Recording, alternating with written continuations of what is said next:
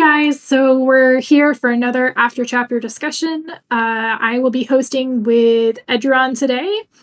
So we're discussing chapter 10.15, the wrap up of our Princess and Gold arc at the inn.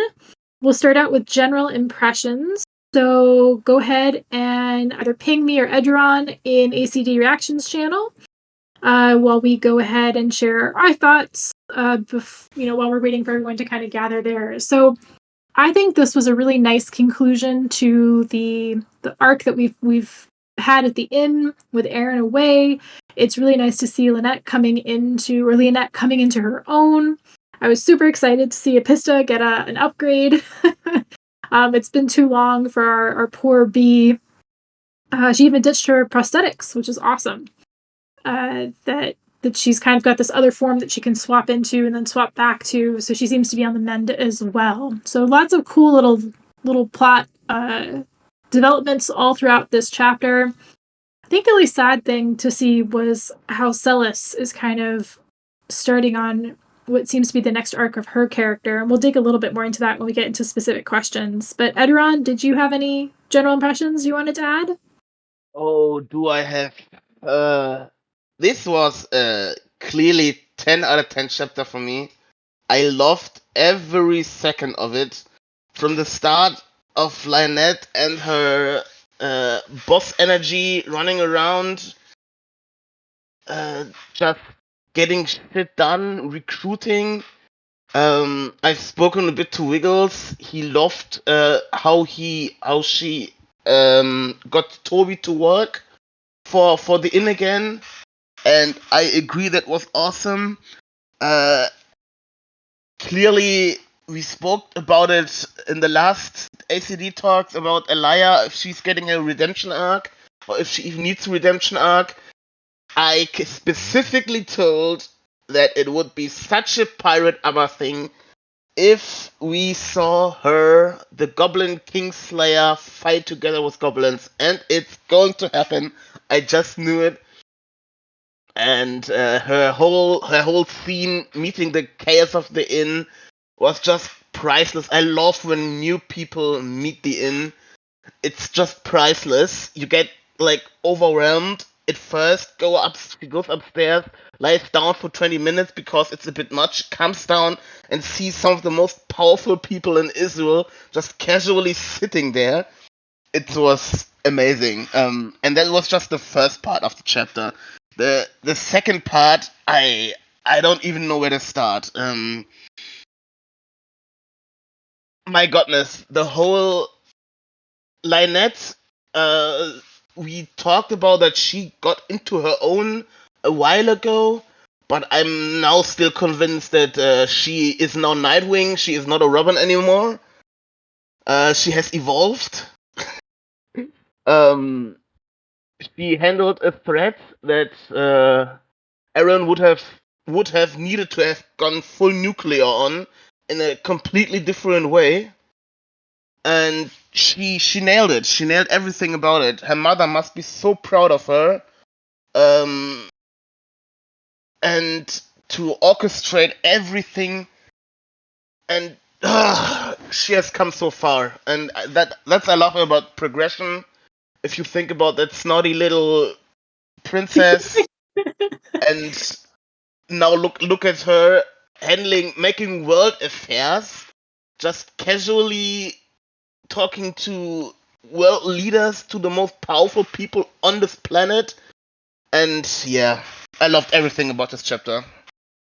It was definitely quite the roundup of different characters that Leonette is starting to develop connections with. That is for sure. And she jumped 5 levels this chapter, from level 31 to 36. Oh man, and her skill set. But we'll dig into that. And not only Go ahead. her. I mean, what about Ishkar and Rufeld? They must have been leveled as crazy as them as her, because catering to world leaders, it's, I don't know. Oh, I mean, it makes sense with all of the immortals and the world leaders that she was kind of dealing with. I mean, I'm kind of surprised she didn't jump more, honestly. But yeah, no, she's definitely starting to come into her own. Morchen says they really like how Pirate was quoting the chapter before that one. Bleach Soul, let's hear from you. Yeah, this was a 10 out of 10 chapter for me. I really liked everything about it. I liked how Lionette is coming out of Erin's shadow. At least what I liked the self doubt she had, like in the nights. Her nights were annoyed, like she was.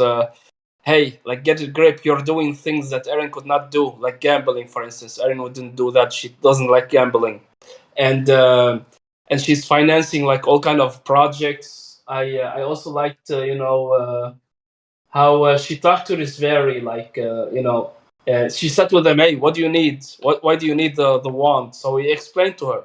So maybe they can solve uh, that kind of that issue. And of course, the Elia arc. It's uh,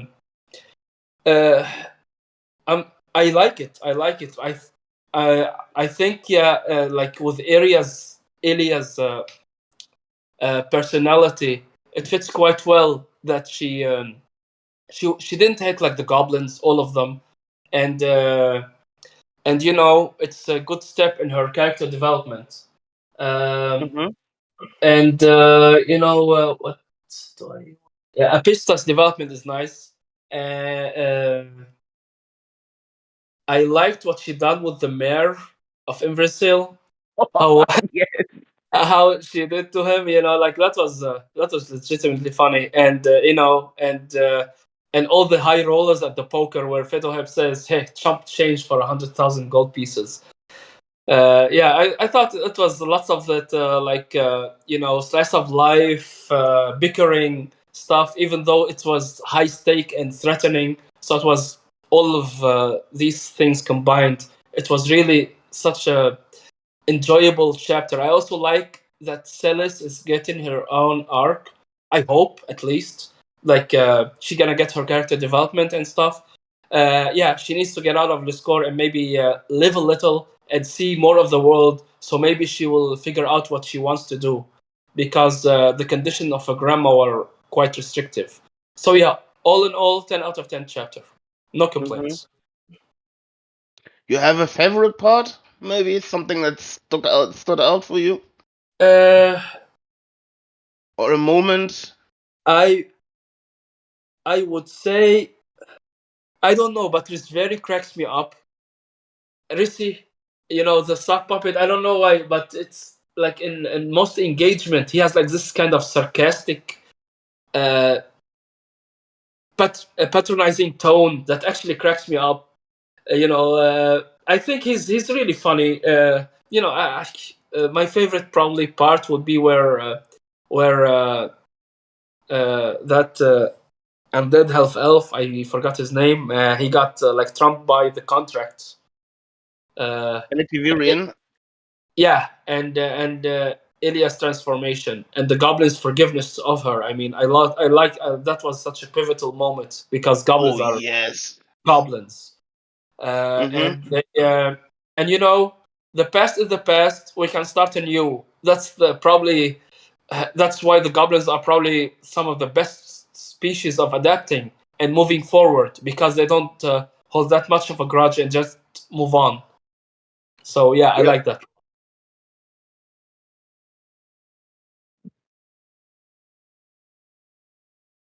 That's I it. I totally agree. So, who do we have next to speak? Let me look. Apparently, Asteria is not there. Okay, who do we have next to look? Mr. Europe, you're up. Yeah, this was a fantastic chapter. First of all, with I really enjoyed seeing just Lionette uh, doing her thing, and just the kind of character work just with all of these big characters just coming into a room together and playing poker is such a great concept for a big event. It's just all Pirate is very good at writing these characters, and just the idea of it was enough to make me giddy. Yeah, because we know all of these people. We had multiple chapters about we know why it is such a big deal that all of these people are in one room. Because we know that. Because TWI is so large and these are the most powerful people in the story. Yeah, there's lots of great stuff. Like I'm sure it'll be discussed in a question, but like before now, I was always just thinking the Elia Arksinger redemption is stupid. Don't do it. Don't like her. She's a shit. And of course, as is the case in 99% of cases, as soon as it actually happens, Pirate makes it really good and motivates it beautifully. Like, she's still a shit, in my opinion, but I don't care. Like, it makes everything make sense from the character's perspective, and it's like, it just feels so nice to read well motivated characters making good, like, intelligent decisions that are so believable. It's just such a nice experience. I agree. Yeah. My favorite moment from this chapter is probably, it's a bit spread out, like kind of little moments. It's just the throne bearer, or specifically when throne bearers comment, like, think about what she looks like when Leonette is just scratched to shit and hair wild and looking slightly manic and smiling at everyone because she's just been and especially when the throne bearers were about to stop Celis and then didn't, so that she'd get in a fist fight and look like a goddamn madwoman. Oh my goodness, that was so amazing. I really thought she knocked her out with the first punch. I didn't expect it to turn out into a all-out scrap, but yeah, Celis is a warrior class. Don't forget about that.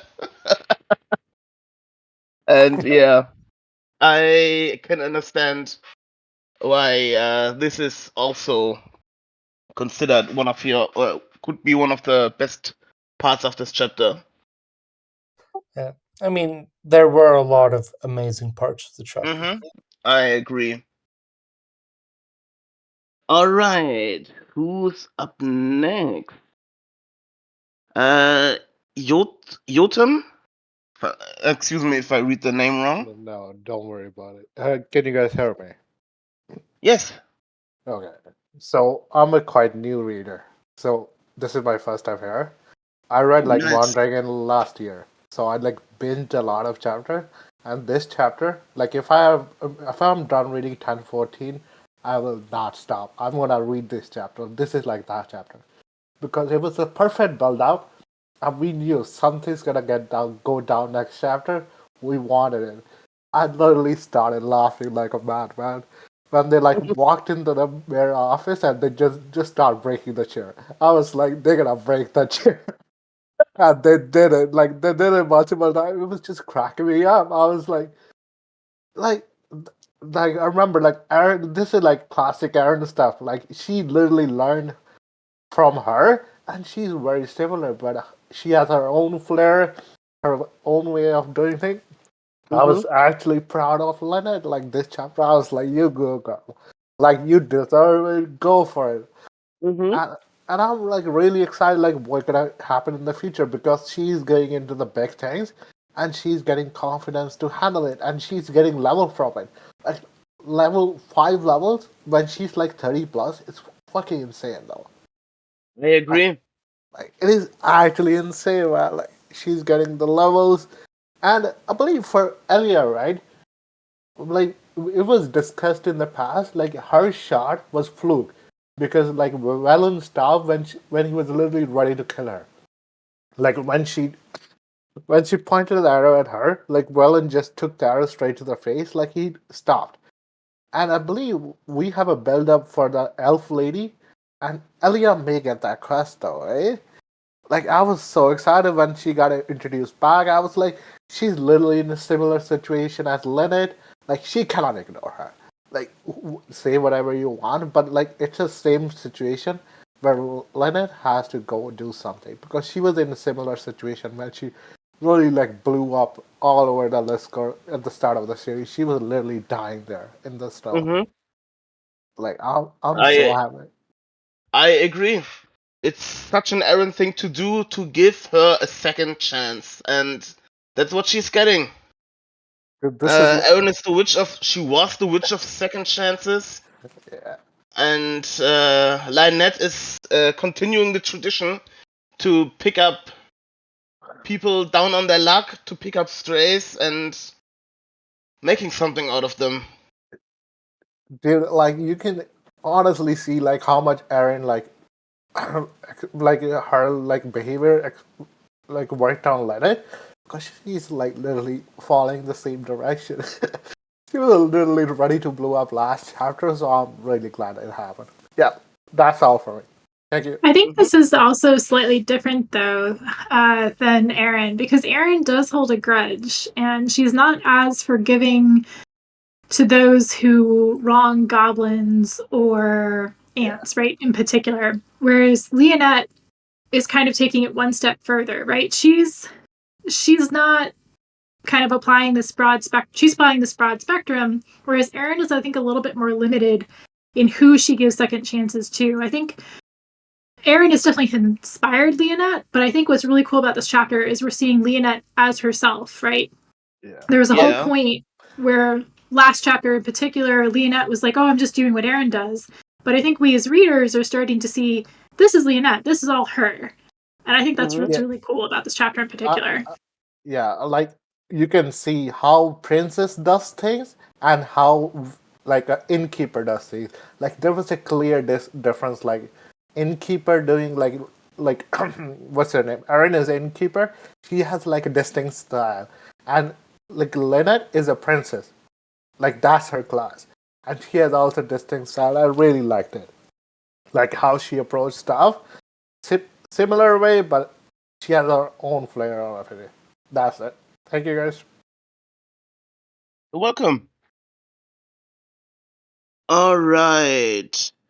Up next is Rattling Quill. Hello. I really like this chapter. 10 out of 10. It was a conclusion to really last chapter.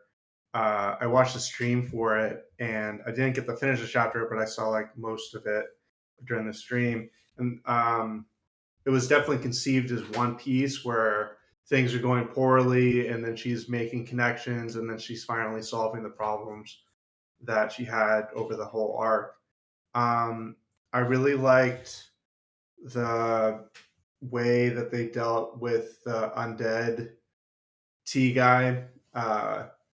The one that Henry like Luca. I can't pronounce his name. Like Yeah. Telachev. It's not the unicorn's name, but they're very similar. I didn't realize that they were going to bind him with debt, and it's actually kind of terrifying that you can do that to someone. So it made me think that maybe this is the reason why banks don't exist in world, because being in debt is not like being in debt in like America, where in 7 years it's off your record. But Mm-hmm. here, if you have someone in debt, you basically own them. As long as you're high enough level, you can just make them do anything.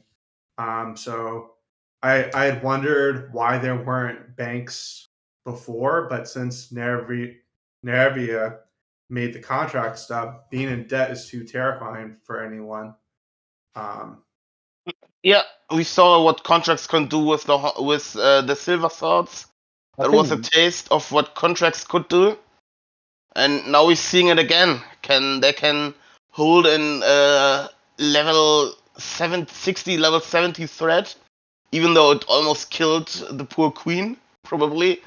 But yeah, that's I don't even now that you think about it with how many people are dead in real life, all the college that people had, binded by skills. I don't even want to imagine. That's actually the most terrifying thing about in-world meeting Earth and the system passing over is Oh the my god. power the capitalists would have over the rest of us would be terrifying. Like Now your college debt is a literal like debt binding. weaponized. It's not just college debt. It's if you have a mortgage, so even just to live, you're in debt. You know, it's just like that's the most terrifying thing, and it's not talked about at all about the meetings because I don't think we knew that being in debt could do this. Hmm. But if you remember, if any of you guys read like the Seraphel story, there's I don't want to spoil anything for anyone, but there's a powerful character that uses contracts to control people. And if that can be done with debt, like if you're high enough level, then this world, I'm surprised it's lasted so long. Hmm. But I really like this Apista evolution, and Lionet's skills seem crazy. I don't know what Wrath of the Chess Master does for enforcing packs, but I'm excited to find out. All right, let's go to the next person. All I'll just right. point out really quickly. Hold on, Edron. Sorry to interrupt. Just want to point out real quickly. We have seen a character that's used contracts right to their advantage. In fact, it's the person that kind of added teeth, quote unquote, to the contracts, which is Nerhavia, and she's back. So they specifically Yeah. mentioned either this chapter or last chapter contracts. The way they're being used currently, that's all on Nerhavia. That comes from her. And so that's part of the reason, possibly, why, right, there's a whole battle against her to try and put her down. But she used those contracts to great effect when she was alive. Dude, the Merchant Guild gets the contract power from her. Like Yeah, she's absolutely. terrifying. Oh She's my I'm goodness. I'm terrifying. curious. I'm curious if she started the Merchants Guild and she still has any control over it through contracts. Think we're due for another chapter with her soon, so it'll be interesting to see what Hmm. happens when she pops up again. She's on the move. And the implications are terrifying. If she really has some old backdoor contract somewhere, my goodness, that woman is terrifying. Absolutely. Uh, Bleach Soul says this skill is hilarious. They're referring to skill declare foe Bane furniture obtained, and they hope Toadie also leveled. Job says, "Yo, this skill can be situationally insane though. So many thrones she can destroy."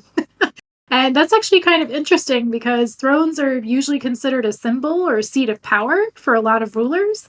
So if she can True. destroy that symbol, it'd be interesting to see if that has an impact on their class or ability to rule. Dragon Throne. Oh Oh, my that's a goodness. that's a Oh good my one. goodness. That's a good Yes. one. Because some of the Drake City are built on Dragon Thrones. That's a Imagine, big that's a big point. imagine what she can do. Bleach Soul says Apista's on her way to start getting classes and levels. The adventurers did that to Yulaz. Kel says we do know that Narhavia has old contracts that reactivated when she came back. Good point. And Dark Time Guai says Terry's got to make sure he knows where he kept his chair. And we will circle back to Yash Ketchum to wrap up general impressions. Hi. So obviously the chapter was amazing. And I mean, come on.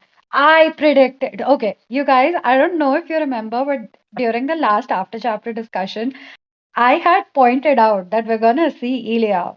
We're gonna see way more of Ilya because it's Pirate won't do that. She won't just like, have that smoking gun in there where, Lynette casually trips Capanelia and she's like following Elia and seeing what she's doing, and then suddenly it had to have a payoff. And I'm really happy Hmm. that we got that. Another thing, I don't know if you guys remember, but I really wished would happen was the Rochal clause in the contract. And we got it. Like, I'm so happy. 6 months of no Rochal. That is fantastic. So I'm really excited for what's gonna happen there. And I think I'm surprised Lynette didn't get any negotiation skills. Like, I don't remember. I mean, she got like a charming, she got an upgrade of charming smile. I think it was like a something enchanting glance or something like that. Something, yes, yes. I think that could be a part of her negotiation line because yeah, negotiation is a part of being A princess, royalty, right? Yeah, and yeah. I think she got an upgrade with the charm skill because to charm somebody in a negotiation is like deadly, probably. True, true. Like, she does have manipulation skills, like negotiation, manipulation, tactical skills. So I was Mm-hmm. really happy about that. Overall, I'm really happy that, all of our woes, because this entire arc, it has just been so frustrating with very little satisfaction. Very, very, very little satisfaction. And this chapter was nothing but satisfying. Like, we got payoffs to every arc. I wanted to see everyone level up. I wanted to see Queen Elaine level up. I wanted to see Nero level up. I wanted to see Yelron level up. And Yeah, well, I level kind of, yeah, last chapter. he did. But are you telling me, are you like that he wouldn't have leveled up in his mathematics class, mathematician class, because he just used maths, he counted cards against like some of the most powerful immortals there are in the story. Yeah, that's true. That's true. I mean, yeah, yeah. I mean, yeah. So they did level up, but just remember that we don't necessarily see all of the levels and Mm-hmm. new classes each time. And True. Pirate loved to do that. She did that with Ishkar. That she kept him. They kept him His level like up in the secret, yeah. background and let him grow, and all of a sudden he turns out to be a fucking badass. Yeah, And Ishkar was I think great. The Ishkar event was fantastic. the next time he's getting a highlight, he's gonna be surprisingly over level 50.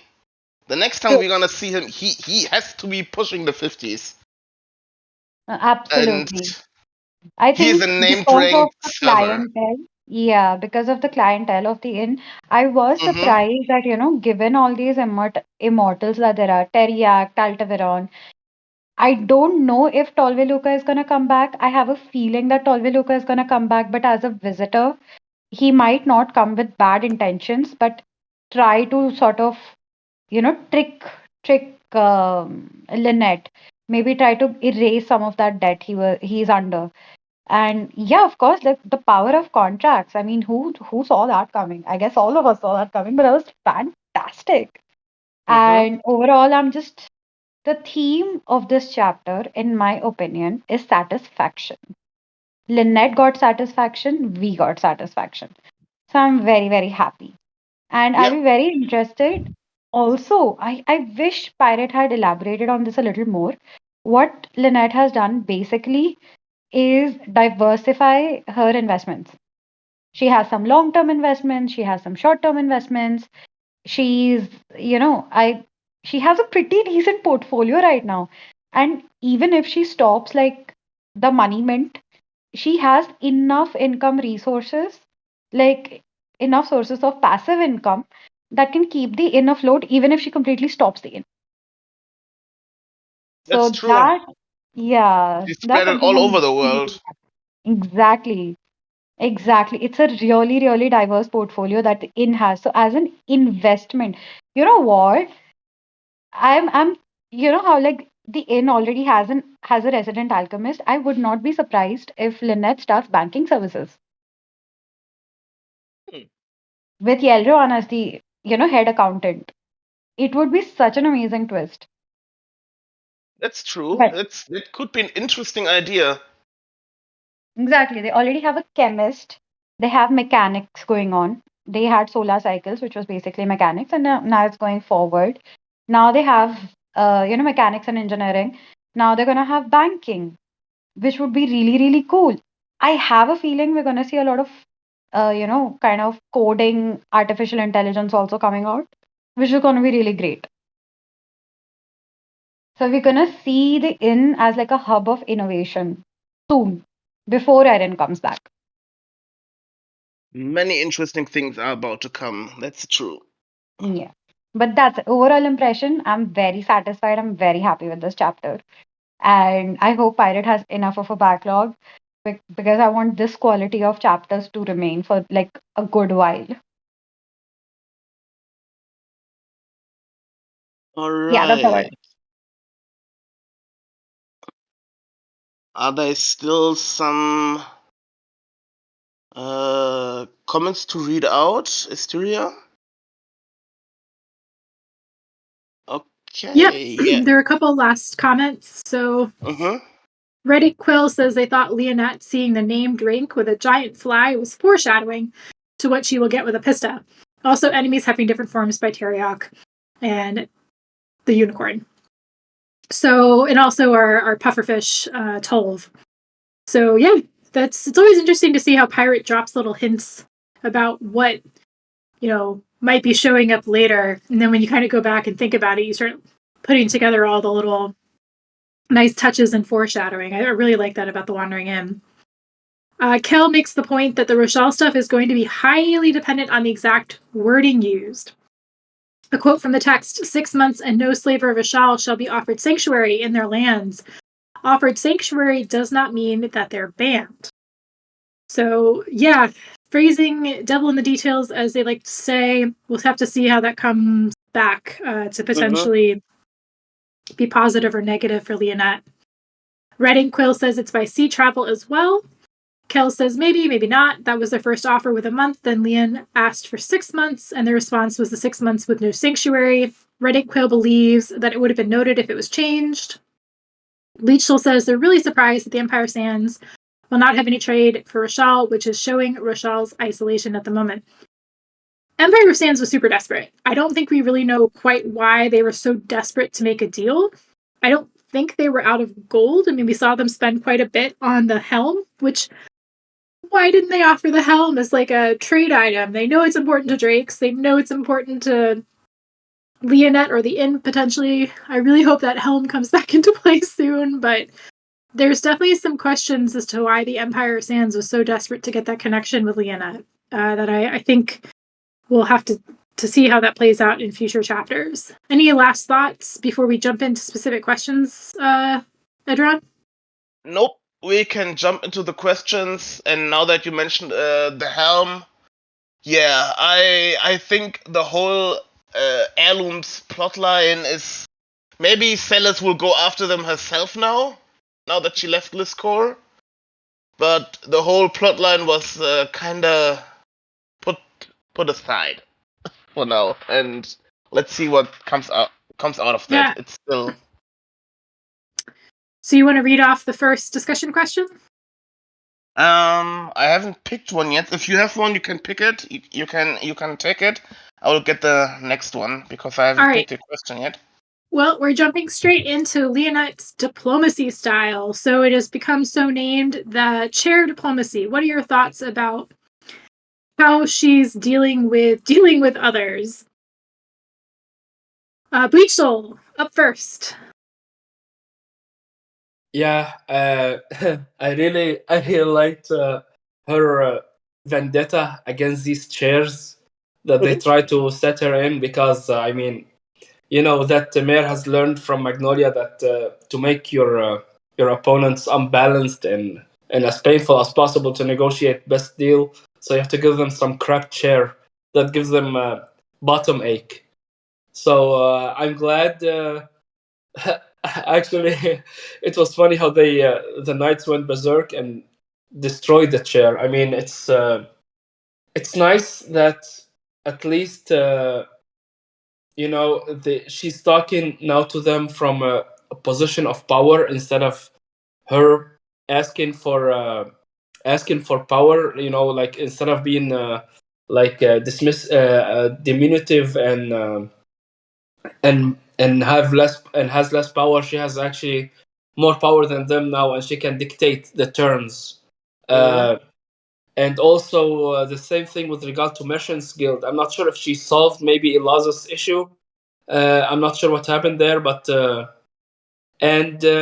yeah, I mean the shared diplomacy, it works. I mean as long as you know, I know she wants to be treated like equally instead of being looked down upon.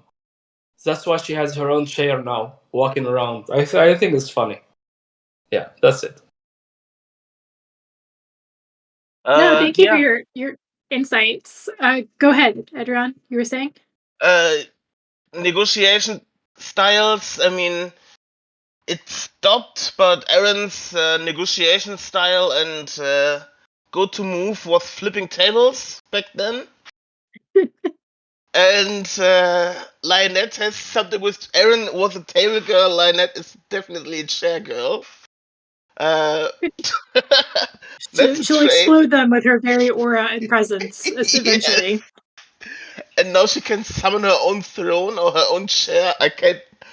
She can I declare enemy. She can declare furniture as an enemy. Yes, but she can also summon her own chair. If I Yep, read the skills her own correctly. throne. And I can't wait for her to seeing Lionette negotiating is really a treat, because it is something where Aaron is a sledgehammer, Lionette is more subtle, but Oh, also then not subtle. I it mean varies. that Yeah, yeah, varies. it wasn't really subtle to like throw the poor mayor under the bus of the people because she was fed up. But that was a last resort. Aaron probably would have just started with that. And Lynette tried something else before? Yeah, it's good to see her kind of. I mean, her whole kingdom, right? Her family is all about diplomacy. It's really Mm-hmm. nice to see her making use of those lessons and resources now. All right, we'll move to Yash Ketchum. Yeah, so I liked it. I liked the direction she is going in, but I also felt that Pirate was very clear that Lynette is still an amateur at this. She is not one of the greatest negotiators out there or whatever. She's still starting out and she has a long way to go. What I really need, I think what diplomacy mostly is about is information. At least from what I have understood of diplomacy so far, is how much leverage you have on the other person and how are you willing to use it. So it's basically just pulling the right levers and getting people to come to like an optimized solution which works for everybody as much as possible, or hurts the least number of people as much as possible. That in a sense is diplomacy. Lynette is still very new. Right now, what she's using is immediate.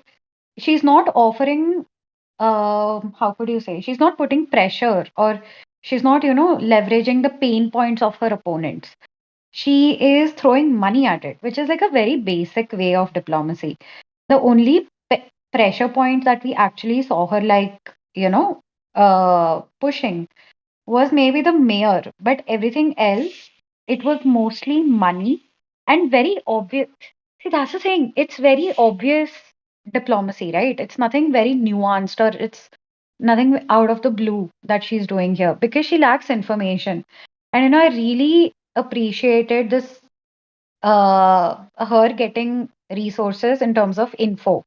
She has her assassin, she has her, association to bloody secrets, but especially Crook Fingers. I think she's going to have Crook Fingers become a sort of regular at the inn where Crook Fingers can supply her with information, and that is going to be how she plays diplomacy going forward because it's all about information, counter information, intelligence, counter intelligence, and so on, which is something Lynette really needs to build if she wants to participate actively in geopolitics, in world geopolitics at least. So it was good, it's a good start, but she needs to start building resources. Yeah, you mean using the money as I mean it's a tactic. If you have infinite money, you can really solve most problems with a sledgehammer. It's like, you want this, I just triple it and let's be done with it. I don't care.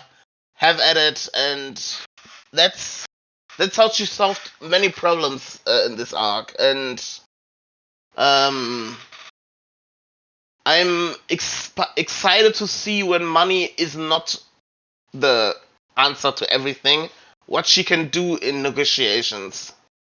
Exactly, because the only ace up her sleeve here was money. She didn't think to rely on her other resources yet. And she Mm-hmm. has quite a few of them, but she just has to think creatively enough. Mm-hmm. Uh, Even with Toady, her first instinct was money, but what really brought him over was was his chance to level. And it wasn't until much later that Lynette actually used that card.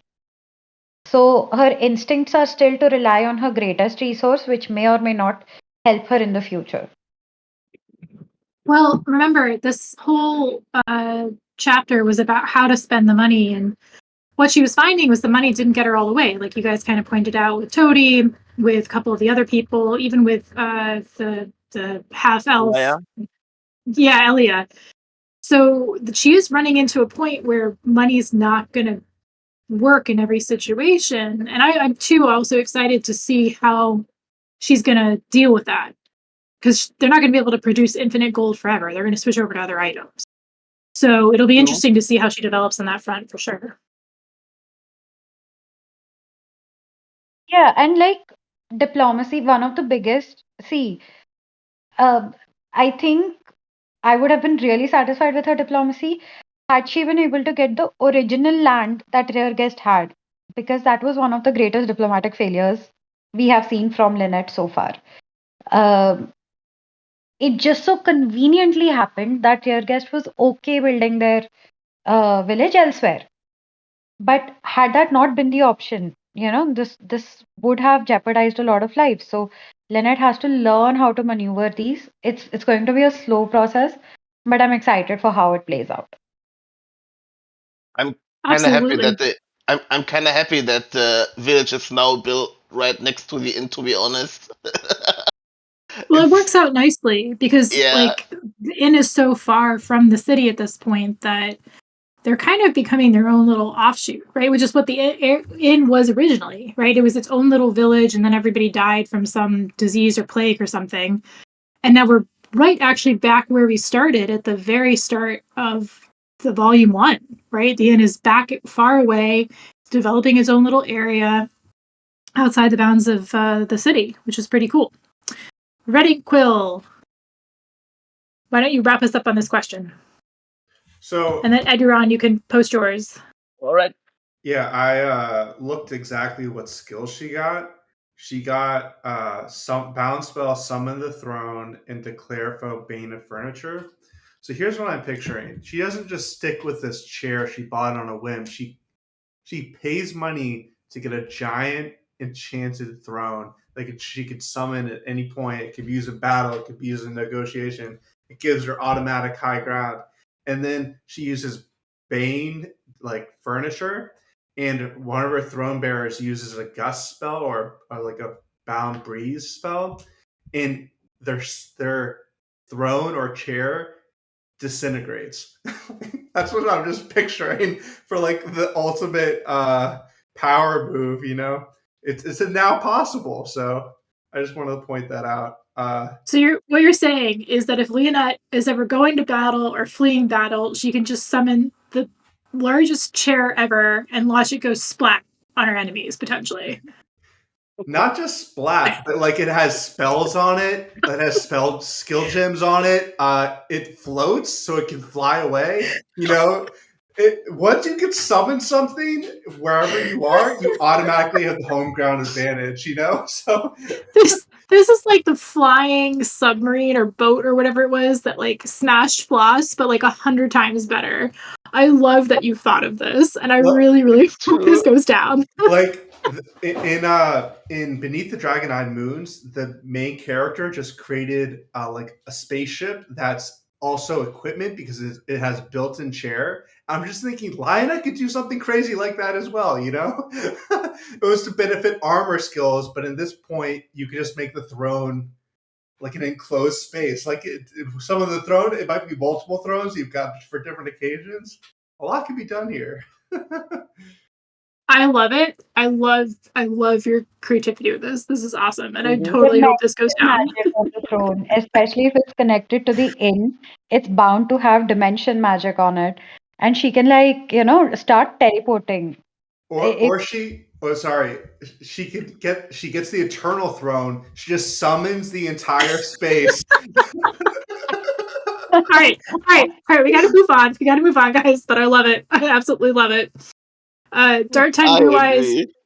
chimes in with a pun. Amateur, more like amateur, and right. Kudos for that one. I love that. Jotun says she will have crypt fingers wrapped around her finger. I think so too. We need a new info person ever since the fear is now kind of paired up with the noble lady whose name I can't remember. Kel says a new village of necromancers being built over the city of Graves is both hilarious and ominous. We're due for a city of Graves check-in. We'll have to see how that goes. Kel says, or we'll get to that with the next question. Eduron, you want to share it? Yeah, I already posted the question. Liscore, your thoughts on Lionet's recruiting tour, stealing toadies from sellers. What's the last word? Gemhammer. Gemhammer. Yeah. You got it. I loved how she handled. I mean, I'm not so sure about Gemhammer, maybe, but Toadie is just perfect because Lynette pointed out that he is dependable and that's what he does. He is reasonable, and if an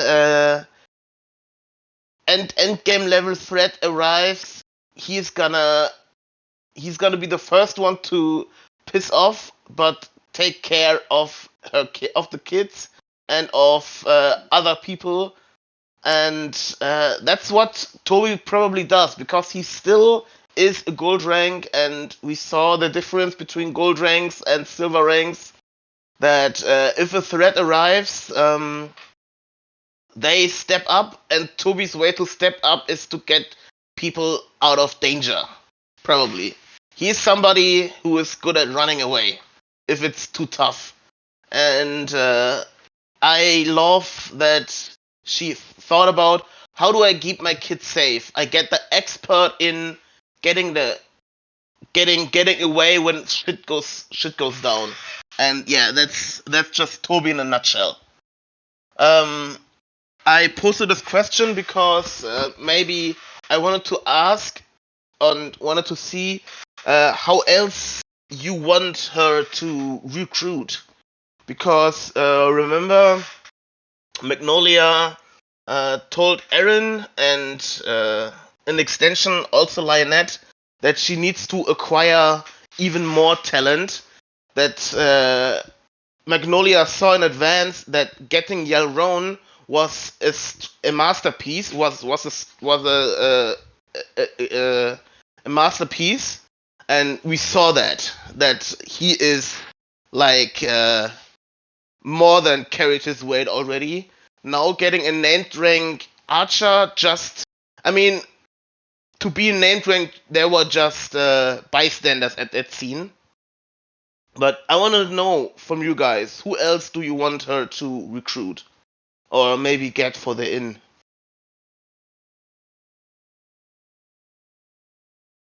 I think Kel has some thoughts on this. So Kel says they've always liked the captain of Genhammer, Erlia. She has real Jakayla energy and vibes with the chaos at the end. I've just realized that we now have Elia and Erlia in the same place. And I can't help but wonder if that was planned. I Kudos, pirate. Kudos. That's going to be super fun to keep track of. Mm-hmm. Kel says, found my better comment about it, and thus the village of Graves is born above the city of Graves to eventually grow into the new city of Graves, and thus time is a circle. Very nice. Bleach Hammer, or not Bleach Hammer, sorry. Edron, you want to call on people? Yeah, Bleach though. Hello. What are your thoughts? Yes, I really liked that she was recruiting the. I really like Jim Hammer. You know, they are. I think I always like them because they're the team that. They're not like traditional adventurer. They go and do detrapping and remove all the spells and stuff away. So and I thought it was a clever idea because they can help with the inn, with building with the rebuilding that's going on because of their mining expertise. Uh, Also, because of Elias' development, of course, I liked her to be around, and of course, I like Toady. I think Toady is like the reasonable one. I don't think like I don't like his be to be called. I don't like him to be called a coward because he usually fights, but when things are like extremely dire, he runs away. So it's Yeah, not coward. It's more like reason. The others are insane. You can I argue. I totally agree. To Yes, to become named rank or to climb above a certain position, you're leaving a part of humanity or reason behind. That's why every high level individual is a bit cracked in the head. And yes, Toby is just reasonable, and he is reasonable about also getting other people and especially the kids out of there. And I agree with you. Yes. yes. And I would have liked her to recruit the Pithfire Hounds. The one with the dog and stuff.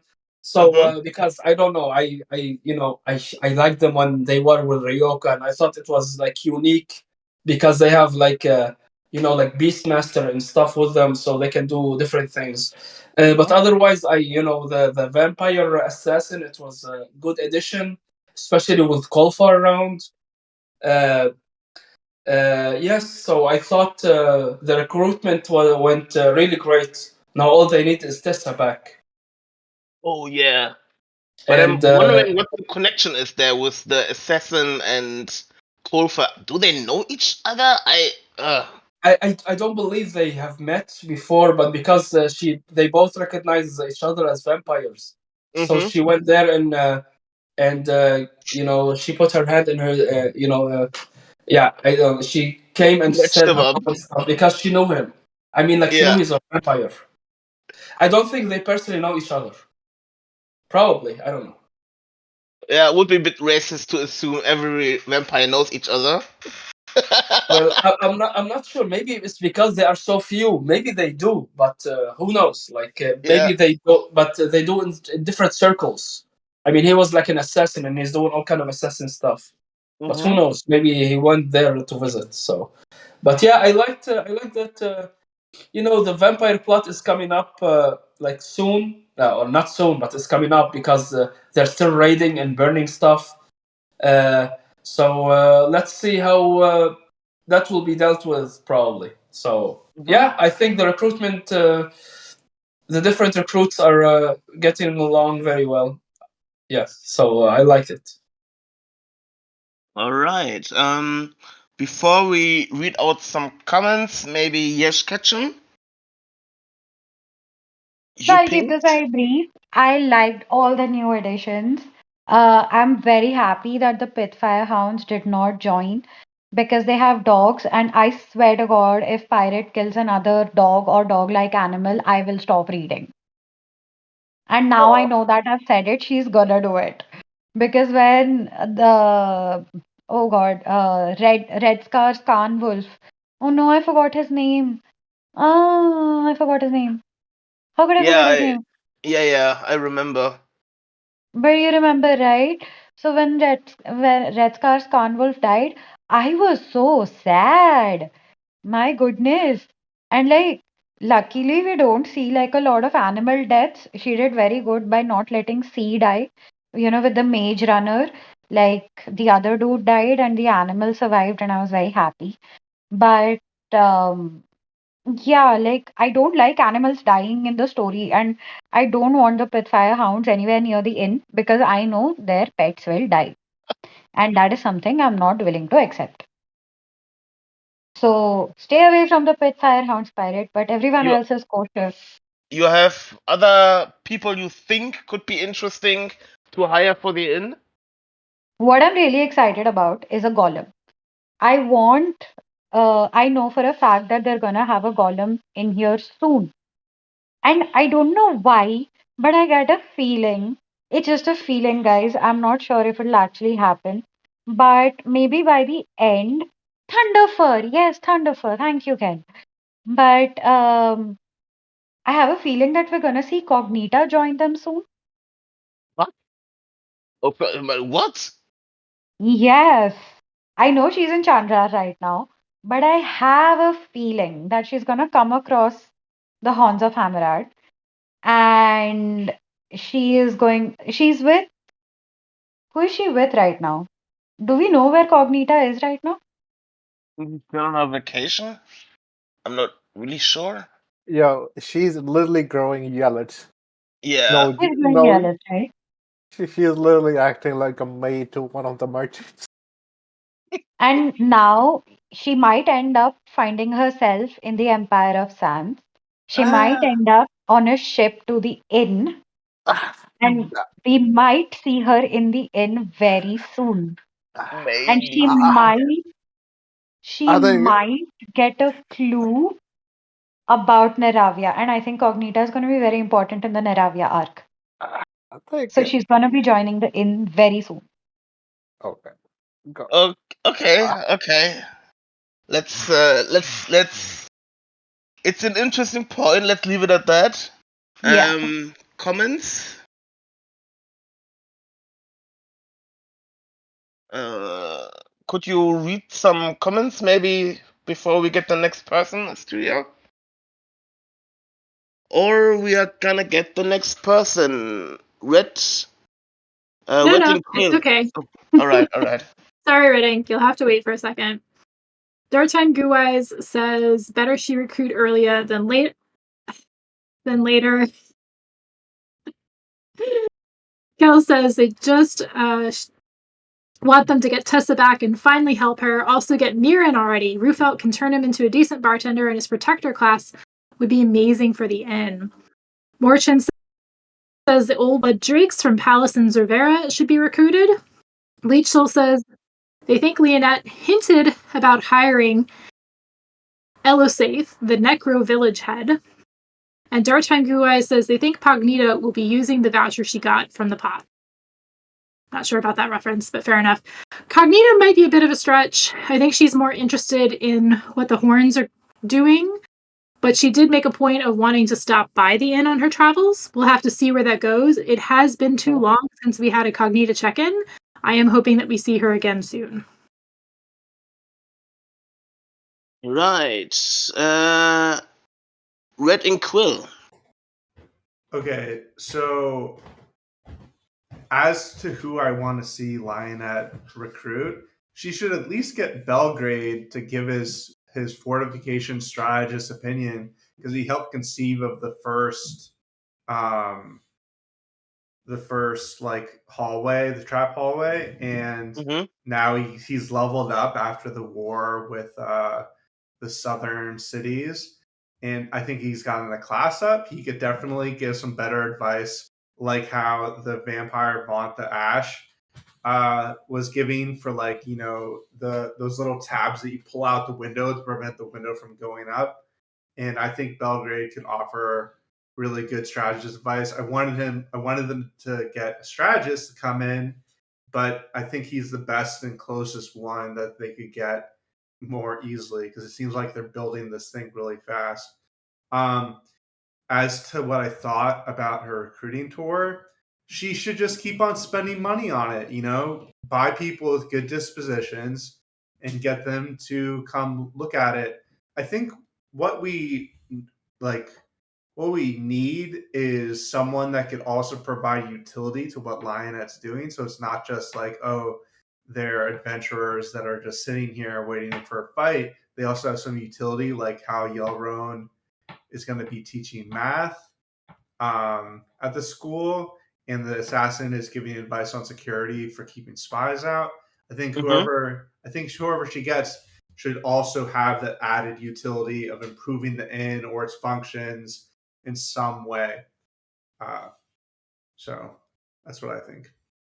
Oh, also, Yash Ketchum had she was talking about the pot. The pot is what was during that Nanette trade arc where like a package was going and being gifted on the way. Oh, yes. Yeah, Cognita bought the first pot that was the first gift that Kelt gave out, and inside the pot was a invitation to whoever bought the pot. I believe it was Else. Nanette, right? Nanette sent the letter to for the gift exchange, if I believe Yeah, correctly. Nanette, exactly. She contacted Federheb, and he started the gift change with a pot that was made by his successor in training, and the pot had a secret note in it, and nobody that saw it knew about it until Cognita bought it. Wasn't there an invitation to Kelt? Yes, it was an invitation. You can come visit Kel, which is like Oh my gosh. famously difficult to get. Millions. Oh, Okay. oh. Thousands of gold. Remember, Kelt is currently having a problem with the faith group, right? That's headed Also, towards them. it Cognita. needs high level, strong people. If Cognita just Yeah, wanders in, Cal has the resources and the difficulty in running absolutely. its thing. If she wants to be like an assistant to somebody who has the resources that she can like use, and so she can become better at her assistant job, then I And think needs their help. it really needs them. I think Fedorhep is that person. He's really good at direction as well. So I just wanted to like expand on what was Yes Ketchum was saying because you didn't know what the pot reference was. Yeah, But no, thank you. That's a Mhm. fantastic catch, like in connection. That's I that agree.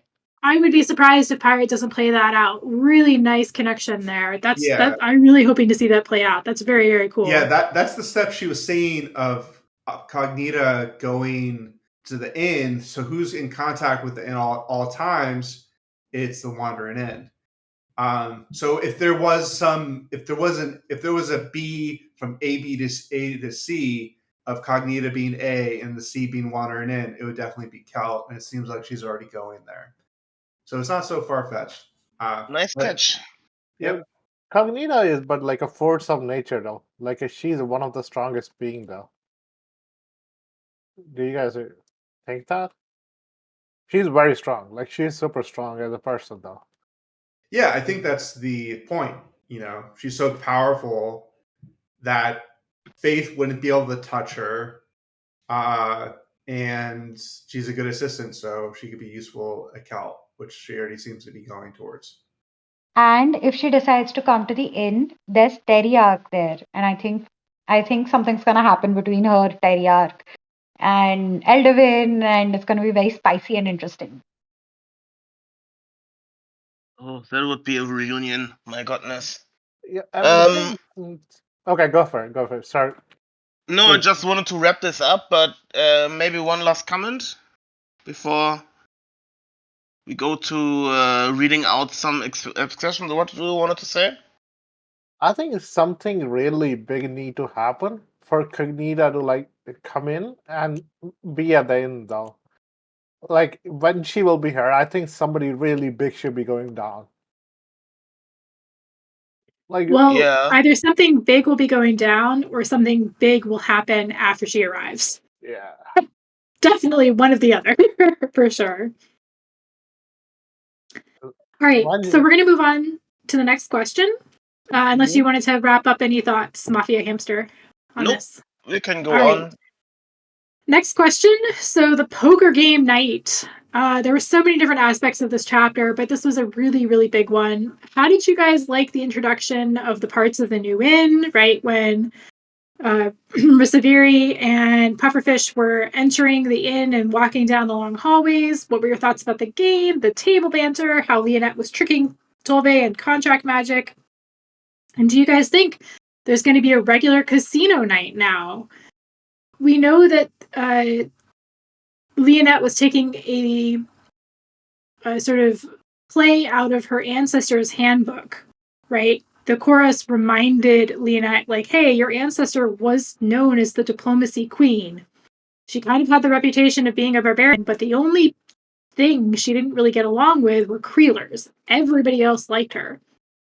And so we saw how, she used these gambling nights to her advantage. And I just thought this played out really, really, really cool. I love the insight into contract magic. I really like the different immortals and rulers being played against each other. I absolutely adored the revelation by Leonette's mother about Leonette. Man, that's been coming a while. So super excited there. I think my favorite part, though, is definitely one of the lead ups to this scene where we had Leonette start to learn a little bit more about her remaining knights, right? And we get some insight into why her knights are there, why they're sort of motivated to stay with her, and what they kind of want out of this experience. And I think those are just really nice little character development details for people that we keep seeing chapter after chapter with her, but maybe we don't quite know so much about. So I thought that was really, really nice. But the poker game itself and the tricking and the back and forth between the different characters, absolutely adored. Edron, did you have any thoughts? Yeah, I can just wholeheartedly agree with what you just said. I would have liked to get more concrete numbers.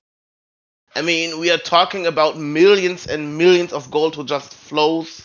I just want Edron. to know. I just want to Edron. know.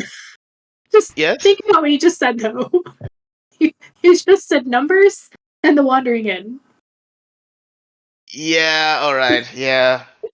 It started in volume 1 with Liscor. How big it even is. We still don't know how big Liscor is. Yeah. That's. Yeah. All right. But I my don't judge goodness, you. I just had to remind you. I still want to know. I mean, I how agree. I much agree. how much people just made, how much people lost, who got who. I mean, Lynette just she started to lose. Then she got the ultimate cheat bot Yelrone in there who like slaughtered everybody at the poker table. And the influence of one. Oh, I know that now that I remember that the poor Yelrone. That poor guy under the influence of like one tonic after another to keep calm and not completely break down. Just clean them out. The dude's gonna have a skill for like calm nerves by the time he's Yeah, done. I can just remember that you have that guy just sitting there inside his head. He says, and he's just sitting there calmly with his glasses. Um, Yeah, I would have liked to get some conclude numbers, but yeah, it's TWI, we don't get numbers. But to have this a regular thing, I don't know.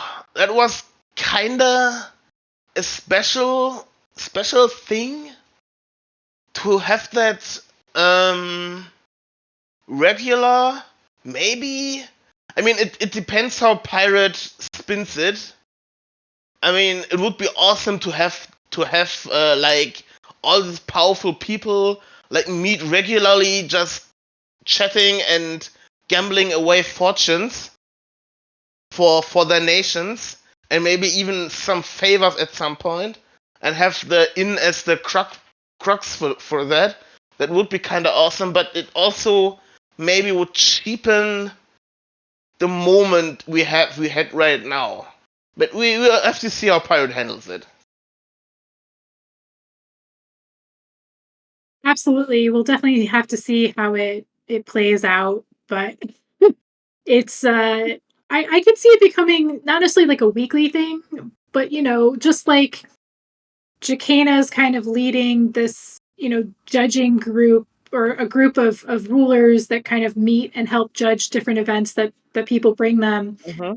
Leonette having this poker night that helps play people off of each other to keep the inn safe, but keep people meeting and building her connections, right? This is a way to build her circle, build her diplomacy skills one step further, and I'm down for it. I'd like to see this become a semi-regular, irregular event for sure. Mm-hmm. But let's hear That's from enough about your road. Sorry. that's true. That's true. Drag the poor in workers into her games. But let's hear from some others. Reddit Quill, why don't you go? Okay, so with Yelroan playing this poker night, it was a missed opportunity, and maybe it could be changed for when it's the public release. But he's got to use his new Mind Fortress skill to last twice as long during the game. Because he just got a new skill, Fortress of Math, for his brain. It could have it could be useful in that it's withstanding the pressure and the ability to read him. Just wanted to say that for that bit. But this casino thing would be genius because she needs a way to turn money into artifacts and give money to whoever she wants to by, without it being weird.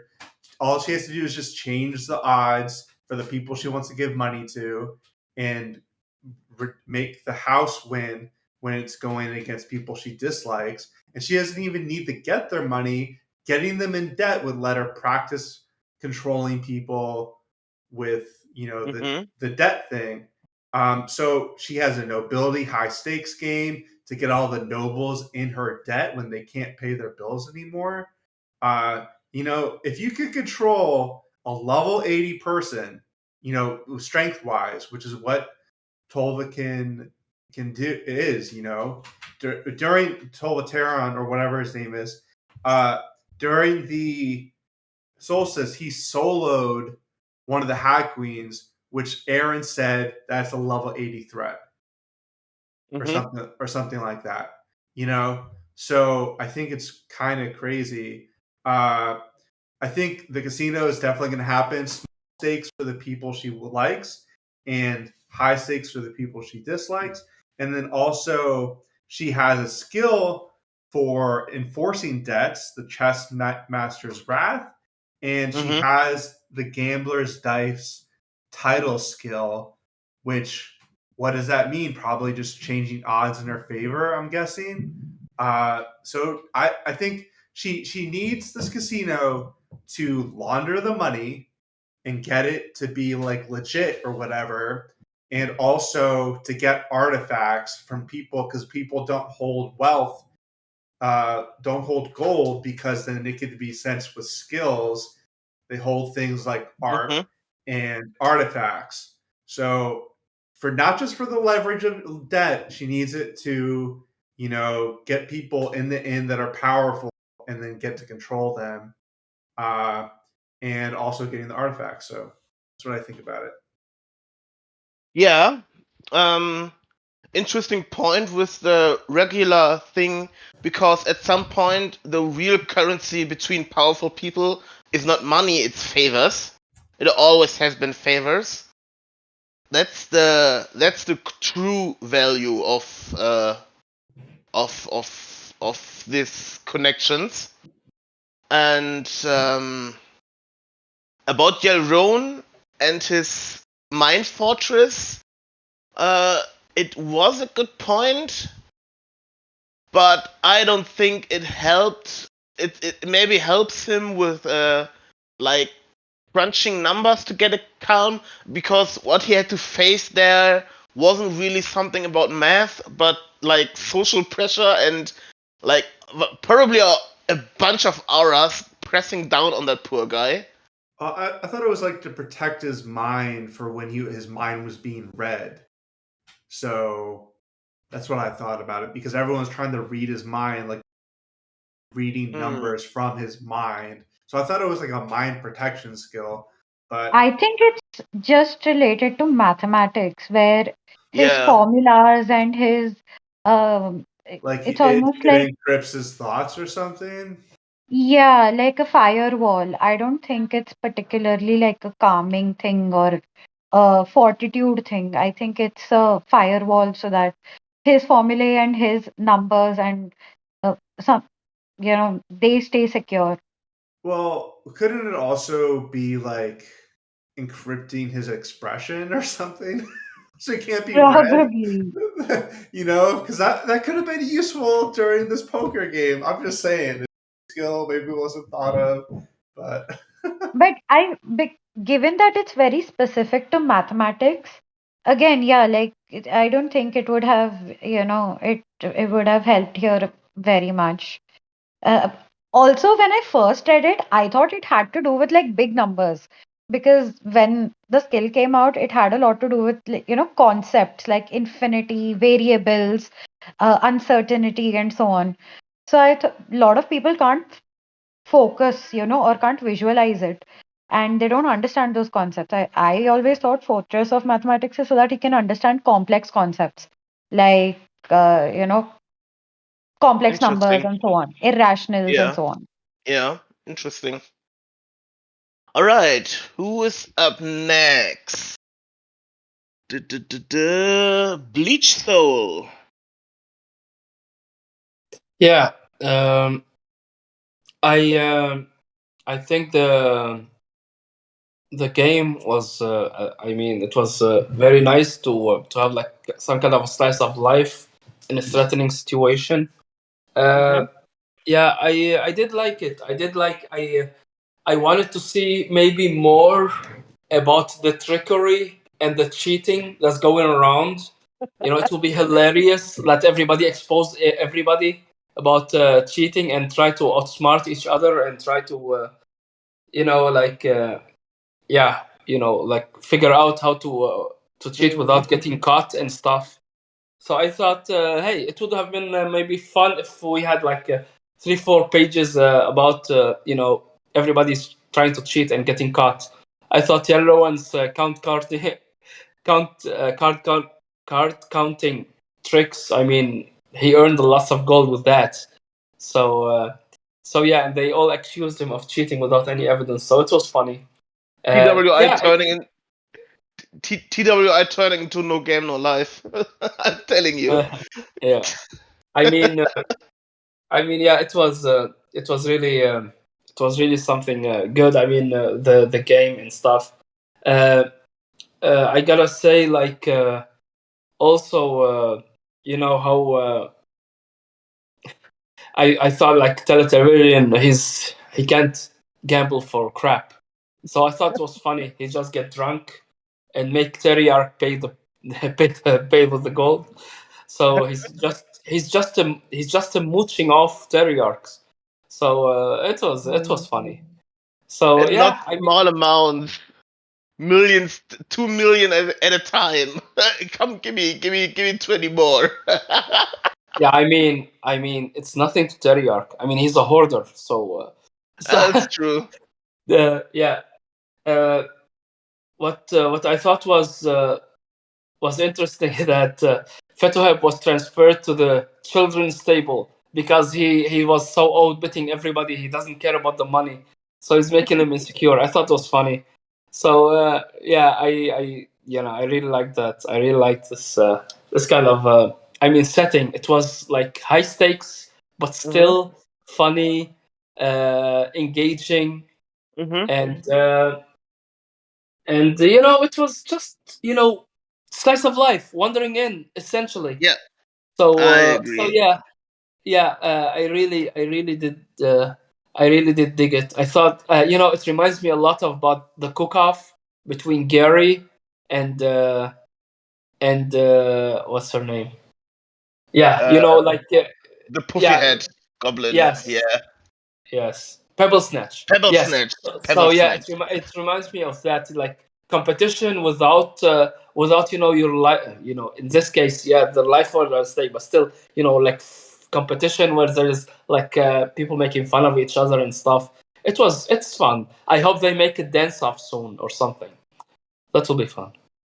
It's Yeah. interesting because I had more like a Casino Royale vibe, that was way more serious than like funny.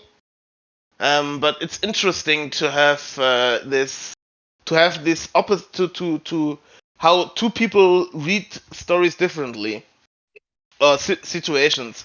But okay, maybe we get Yash Ketchum to the end and then we close the recording session. Maybe or Asteria, would that be okay? Yep, sounds good to me. Yeah, yes, Yash Ketchum as our last speaker. You can write out some last comments if you have some. Sure. So And I'll just begin with the casino. I did, have like a funny reaction to it as well. I thought it was all in good humor. I knew that the stakes were high, but the way it was written was extremely funny, and I quite enjoyed that. I'll mhm, agree with speakers before me. I wanted to see more cheating, but I think Pirate Aba does not know enough on the subject to include the said cheating. So I can excuse that, no worries. It's okay, Pirate. And overall, I did have a lot of fun with it. I never mhm, felt that the stakes were too high, but I did want to see more of Lynette in action. I felt like she sat out most of the rounds. We were given details on what was happening and how everybody was feeling, but the moves that were being played, or it didn't feel action packed. It did feel like slice of life, if the way the speaker before me said. So that was interesting. fun. It was very interesting, and it was really fun. And Mhm, given Lynette's new title, uh, the thing is, she didn't get it as a. I don't know if she got it as a skill, but she got it as a title. I think titles are when it's like one-time thing. So I compared this to Erin's chess tournament. Oh.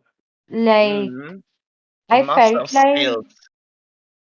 yeah, because Interesting. I it's a title, right? So it Mhm, means that she has achieved something. It's like getting a title of Duke or getting a title of Baron for an achievement. It's not something that is done continuously, but for something that was done once and recognized. mhm. True. So I don't think we're going to see a lot of gambling. I want to see a lot of gambling in the inn. It would be a very Lynette thing to do, but it wouldn't be an Erin thing to do. So out of respect for Erin, I don't think, and we saw it mentioned a couple of times in the chapter as well that Erin does not like this. So I think out of deference for her, they will not start gambling, like, or they'll not start this particular uh But don't forget distraction. that gambling has existed in the inn in some form or another already, right? Aaron wasn't super thrilled about it, but there were gaming tables and things True. in a different room. True, true. Alcaz and Norman and our little goblin used to play. Namtung used to play. You're, Gentlemen's you, always. you are right, but it may be something more high stakes. And that may be why we see Tolve Luca coming back. He might want to clear his debt. So we might see him coming back to the inn, which is precisely why Lynette will not have something like this, because she doesn't want to give him an avenue to clear his debt. If that makes sense. No, it does. We'll just have to see how it plays out, but I could see this potentially coming up again, but you also have to be invited to play, right? So she could just Mhm. not True. invite him to play again. I mean, if she got a title and a skill for gambling, so it probably will happen again. Now that I think about it, But it'll because probably be a while, or it'll be yeah, mentioned it will be a offhand. while, but it will probably come up again at some point. Yeah. Yeah, I mean, we've had a few instances. We also had people at the fifth wall playing, poker and stuff, and we might see things. Guys, we didn't discuss something. Uh, We Lynette didn't get to wants. everything. There's a lot. There is a lot, but she wants Desky and she wants the Knowles to come here, and she's asked Rose to request that. How do you Oh guys my feel about god. it? Well, that's going to kick off a whole nother discussion Yeah, topic, and we I Yeah. I really want to see that happen. I like how ruthless Leonette's being. Like, she totally just Mhm. stole Celis's guards. She's trying to steal the gnolls. Like, she's taking names and trying to entice them, to the inn as much as possible. It's going to be Any interesting to see high if this level counts against her. individual that she does not care about personally is being invited, and I think she's going to make sure that she does not care about them personally. Yeah, we'll have to see how that plays out because I don't think that's going to work long term. I think Yeah. she's going to end up caring for them. All right, but let's wrap up. Morchin says Leonette's weekly ball. Symphony is playing. Gridcube says Erin was building a pool table before the pin cushioning. She stopped that path after the unfreezing, but it was going that way. Also, we have to reintroduce Rickle eventually. Good point. Rickle, Rickle and gambling kind of like go together hand in hand. So when he finally shows up, we'll Mhm. have to see kind of what goes down. Edron, any last thoughts? We didn't get to everything, but I hope you guys can stay a bit for the discussion now after the bot ended. But that's it for me for the recording part. Well, thank you so much for co-hosting with me. This was awesome. This was a hot, packed, full chapter. Mhm. Shout out to Morchen for keeping us on track with who had spoken and who had not. Lots of cool emojis in the reactions and comments channel. Love to see that. Hopefully, see you guys at the next after chapter discussion when the next chapter comes out. So join us next time. And hope you Bye. enjoyed the recording. Bye.